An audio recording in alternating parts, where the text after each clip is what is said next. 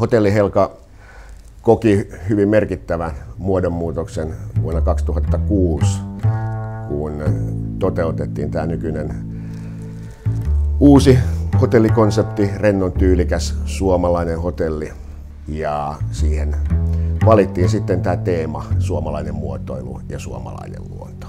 Ensinnäkin tietysti se, että tämmöinen muotoilupääkaupunki, tai Helsingistä valittiin muotoilupääkaupunki maailmalle, niin se on ollut merkittävä asia, ja me heti tajuttiin, että sehän sopii meille kuin nenänpäähän. Artek on meillä ollut pitkään hyvä yhteistyökumppani. Me mietittiin, että mitä me voidaan Artekin kanssa tehdä.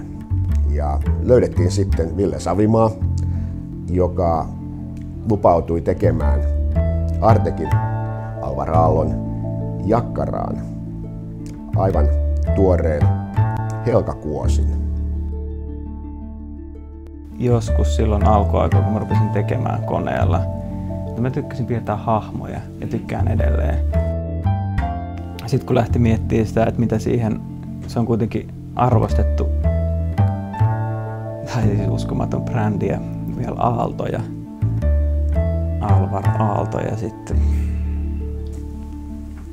niin kuin sanoit, niin kevään ja alkukesän tunnelma, että mun näkökulmasta eläimet on vielä vähän niin kuin talven jäljiltä ihmettelee tilannetta. Mut jos tuossa vasta pari vuotta sitten ruvennut tosissaan fiilistelemään suomalaista jotenkin muotoilua ja designia ja kaikkia Tapiovaaran juttuja. Ja Helka Kuosilla verhoiltu jakkara tullaan nyt julkistamaan kesäkuussa sitten yleisölle. Se tulee meille tänne esille ja toivotaan, että siitä syntyy uusi klassikko.